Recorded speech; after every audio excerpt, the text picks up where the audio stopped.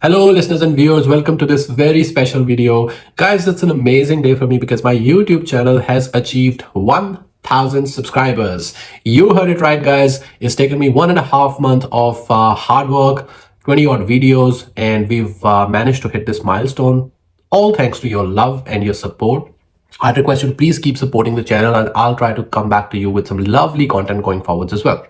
So having said that, let's move towards the topic of today's video, which is none other than Manchester United, the club I've supported since the last 25 odd years. So guys, in this video, we're going to be discussing the glory days of Manchester United under Sir Alex Ferguson. What were those steps that we took to achieve greatness in that time? Why were we so successful in the Premier League? How did we dominate European football? And then what were those tragic decisions that we took in the post-Ferguson era that resulted in Manchester United languishing mid-table in the Premier League, finishing 8th last season, unable to qualify for the Champions League, unable to even put out a quality playing 11, under massive debt, and finances are a mess. What is it that's resulted in the downfall of Manchester United? Last but not the least, we're also going to be discussing the new owners of Manchester United, the Ineos Corporation under Sir Jim Ratcliffe. What sort of initiatives are they taking? What sort of measures are they taking to bring the glory days back to Manchester United? And is it going to work? Is it not going to work? We are going to dissect all of this in today's video. So stay tuned, watch till the end, and hopefully you'll find this very valuable. So guys, let's go back to the history and discuss the Ferguson era. Now, Sir Alex Ferguson, he lasted in the job for 25 years, but he didn't get success straight away. So it wasn't instant success. He basically invested in the correct areas. He invested in the academy. He brought the, the right sort of players, horses for courses, smart signings early on in his career. And that built the foundation for the success that he ultimately achieved. So you can talk about the academy first. The class of 92, David Beckham coming through that academy, Paul Scholes, Ryan Giggs, the Neville brothers, Nicky Butt, you name it. Almost a full team came through that Manchester United academy that went on to then win league titles, win a Champions League in 99, and then that resulted in Manchester United dominance in Premier League and Manchester United becoming the richest club in the world. Sir Alex Ferguson used to manage all the footballing aspects of Manchester United, and he was obviously working closely with the CEO David Gill, who was looking after the financials and the commercial side. So Alex Ferguson was the main man in charge. He was looking after the negotiations with the players, the recruitment, the scouting, the style of play, the physios, the coaches. He was all in all for all the footballing matters.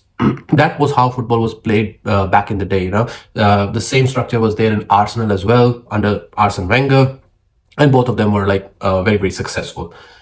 It all went great until the money men came into the Premier League. So I'm talking about Roman Abramovich coming in and acquiring Chelsea, bringing all his Russian mafia money into the Premier League. Then the Etihad group coming in and buying Manchester City. Now, sorry to say, but Manchester City was nowhere at that time. They were playing championship. They were relegated from the Premier League, or maybe they just made it back into the Premier League, but they didn't have any star players. They didn't have any history.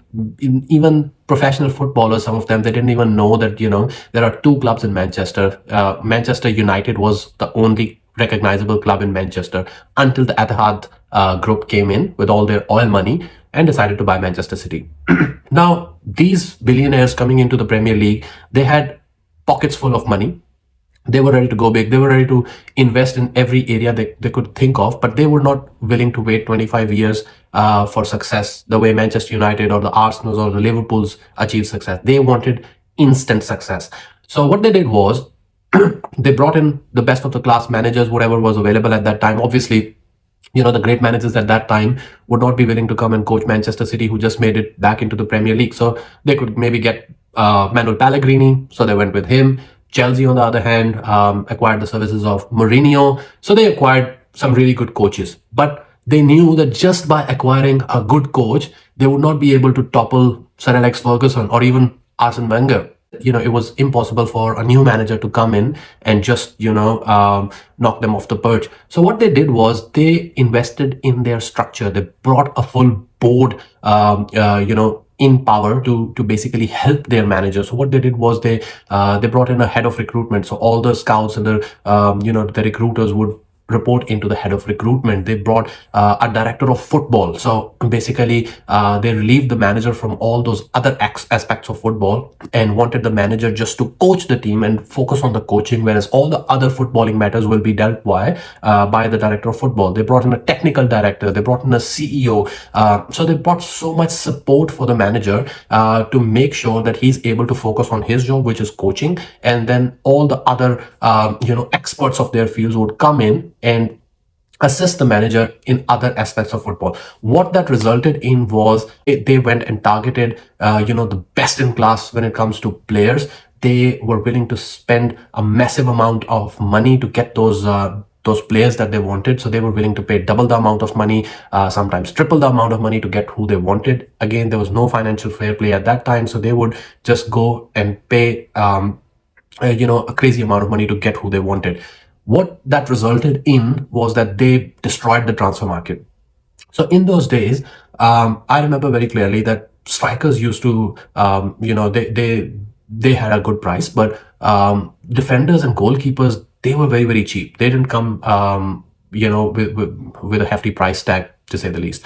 But when Manchester City came in and started investing like 40, 50 million for a goalkeeper, 50, 60 million for a defender, that really changed the dynamic of the transfer market, because clubs started to ask a ridiculous amount of money for their players, and they held all the big clubs for ransom. They knew that the market is hot, and even the bigger clubs knew that if they wanted to get their man ahead of Manchester City, they will have to pay crazy amount of money. So that's what happened. Manchester City, money was not a problem for them. They had all sorts of oil money. They had their lockers full. So they went in, they bought some great talent from across the world, and they already had a structure in place. They already had a good coach. So within a couple of seasons, they put together a very, very strong team in front of Manchester United. And Manchester United, by that point, was still competing because we still had Sir Alex Ferguson. So even in his last season in 2012, he managed to win the league. I don't know how he won it, because that Manchester United team was not so good, to say the least. Many of our really great players were, at the wrong end of their careers, but still, it was the greatness of Sir Alex that he won that title out of nowhere for Manchester United. But anyway, after that, that's where the scary story begins for Manchester United. Sir Alex Ferguson retired, David Gill left as well, and since these were the two main men at Manchester United and there was no other structure in place, that's where things went really bad. Our owners at the time, the Glazers family, they didn't really care about football all that much. They were just businessmen. They were always after their dividends. Money's all that mattered for them. On-field success was nowhere for them. So what they did was, instead of building a structure from that point on, looking at what other clubs in Europe were doing, or what the noisy neighbors Manchester City or Chelsea were doing, he just brought in another manager to replace Sir Alex Ferguson. He brought in David Moyes, and he replaced David Gill with Ed Woodward. So he thought it was these Glazers, they thought that it's like to like replacement. That's all that's needed. But filling the shoes of Sir Alex Ferguson was never going to be easy for anyone. Leave aside David Moyes. So this was the recipe of disaster, and that's where things went really bad. At that time, manager was involved in too many things, so he could not focus on the coaching, and plus there was too much power for the manager, which is not always a good thing, to say the least as well. So resultantly, we made some extremely poor decisions. I'll name a few. For example, we invested in the wrong type of players. So David Moyes came in. He wanted Fellaini from his old club Everton. He brought him in, right? Fellaini never fits into Manchester United, because Manchester United has always had a certain style of play. They used to attack from their wingers. They always played with speedy wingers. And Fellaini was a very different type of a player. He was like a big guy who used to play with his back to goal, who used to hold the ball. He never suited the Manchester United style of play. But David Moyes, he was the manager. He was the man making decisions. He came in and brought Fellaini in. So we started making such mistakes, and then obviously when such decisions go wrong, the Glazers, what they would do is they would just sack the manager and replace him with another manager. So the second manager comes in, Louis van Gaal. What he did was, again, since we didn't have a structure in place, we didn't have a proper head of recruitment, we didn't have proper negotiators, the manager would just make silly decisions sometimes. So he came in and he blocked the transfer of Tony Cruz. So we already were working on Tony Cruz deal. We almost had it in the bag. Louis Van Gaal comes in, blocks Tony Cruz, who goes on to sign for Real Madrid and become a great player ultimately for them. So uh, this is a decision which still hurts me, to say the least. Then there were so many other yeah, decisions that we made incorrectly at that time. For example, overpaying for players. So you've seen how much we've paid for Harry Maguire, about 80 odd million, 95 million for 90 million for Anthony. Like, he was hardly a 35, 40 million player. We managed to pay more than double for him somehow. Then we used to pay players ridiculous amount of wages. One player that comes to mind is Sanchez. He was almost on 400,000, a week, just because we had to fend off interest from Manchester City. So we paid him this ridiculous wage. And then once these players come on these ridiculous wages, it's so hard to get rid of them because no other club in the world would agree to take that player on such astronomical wages. So other shit like, buying players who are at the wrong stage of their careers, who are close to retiring. For instance, we bought Ibrahimovic, who ultimately gave us one very good season, but he ultimately didn't give us any money. He had to leave because he was retiring. Falcao is another one who comes to mind. Sean Steiger is another one. When they do what they have to do in their careers and achieve glory at their primary clubs, then close to retiring, one odd season before that, they used to come to Manchester United on big bucks, earn money, and then just retire. Some other crazy stuff happened as well. Like, we would sell Pogba for nothing, then we would buy him back for almost 90 million. So crazy to say the least. Again, because of the poor structure, we used to drag our transfers for far too long. One that comes to mind is Schneider. He used to get linked to us in every single transfer window. Same with Ezekiel Garay from Benfica. Same with Milinkovic Savic from Lazio, I think it was. Like, every single season, the same players used to get linked with us. We would drag our heels and we would ultimately not be able to sign them. They would either go to other clubs, or they would come to us on the last day of the transfer window for astronomical wages. So these were the sort of things that really hurt Manchester United, and that's what resulted in us tumbling all the way down from winning the Premier Leagues to being a mid-table club. Now, what has happened recently is a couple of good things. So there's light at the end of the tunnel. Manchester United is destined to reach the top. That's what I believe. That's what all the fan base of Manchester United believes. So a good step in that is that we have some really promising academy players that have come through in the last season out of nowhere. You can talk about Kobe Mainu, who's already playing for England at the Euros. He's like hardly 18, 19 years of age. We can talk about Garnacho, 19 years of age, played a full Premier League season. Now he's representing Argentina in the Copa America. You can talk about Hoyland. We paid big money for him, but he's a very exciting prospect. Still only 20 years of age, already has a full season under his belt, now representing Denmark at the Euros. We have some other guys like Ahmad Diallo. We paid a hefty fee for him to get him from Atalanta, but he's had a full season in the championship. Now I think it's the right time for him to break into our playing 11. We already got some established players like Bruno Fernandes, like Sandro Martinez, like Diego Dalot, and we have an under 18 team who've just won the treble. So in the years to come, couple of years, maybe 2 to 3 years, we will get some huge talent through that under 18 team. Harry Amas is another very, very promising youngster who's been, on the brink of breaking through into our first team. Willy Kamwala is another one who had a few matches in the last season. He can have a big season, this next season, that next upcoming season as well. So there are some very promising youngsters coming through. That's the good sign. But then the other good part is that we have new owners. We have now got owners who actually care about the football, care about the club in itself, and want to bring us back to winning titles and to achieve success on the field. So what they've done is exactly what I mentioned Manchester City and Chelsea did in the past. They've come in and they've first of all given Eric Ten Hag, our manager, a new contract. What that means is that Erik ten Hag now becomes the longest serving manager in Manchester United post Sir Alex Ferguson. This is something which was always missing under Glazers, because every 2-3 seasons, when things go bad, they used to sack the manager, make him the scapegoat. But this continuity is what we really needed, which we've got now through Ineos. Second thing is that they worked on the structure, which was very much needed. So they haven't just given Erik ten Hag a new contract and left him by himself, but they've hired a CEO in Umar Barada. He comes from Manchester City. He was in a similar role there. They've hired Dan Ashworth, who's come from Newcastle. He worked at West Brom. He worked at Brighton. He signed some extremely good players during his time at Brighton.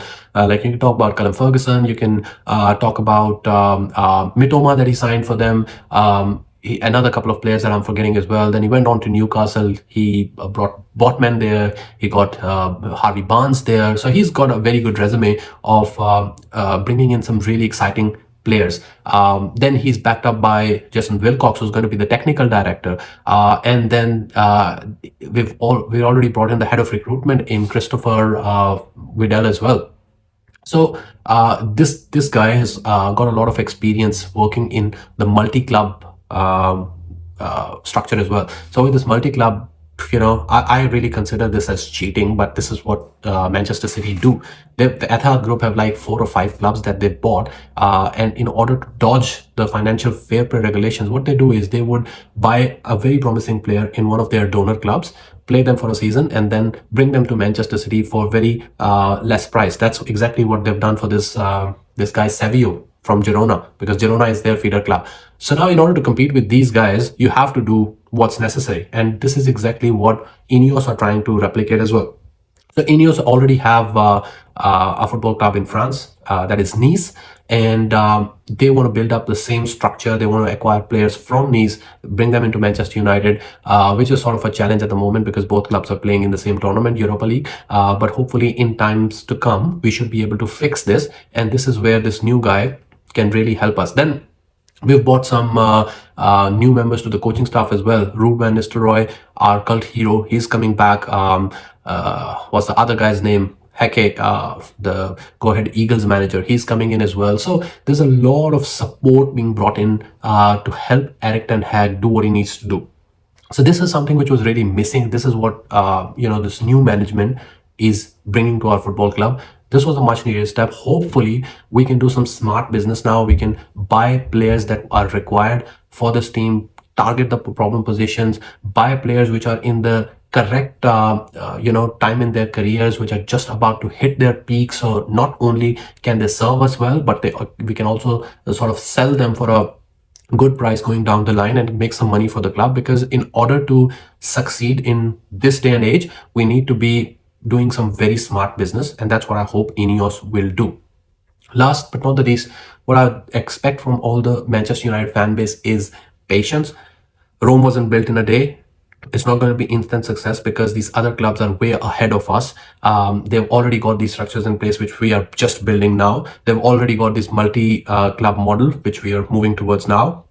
So considering that we're doing all the right things, we will close the gap on them, but it's going to be a matter of a few years if everything goes well before we can reach that level. It's going to be baby steps. It's going to be one thing at a time. We are at number 8 at the moment. We need to target the top 4 first, maybe next season, maybe the season after that. And then once we're in the top 4, then we can take this next step and go for the Premier League. So as Sir Jim Ratcliffe already said, it's a 3-year project, and I see it maybe going for even longer. But here we are, Manchester United fans. We've been supporting the club for all this time, which was tragic to say the least. After Sir Alex Ferguson, we haven't shied away. We haven't hidden ourselves. We're still here, still supporting our club proudly, which we'll keep on doing. And hopefully the glory days will come back. GGMU.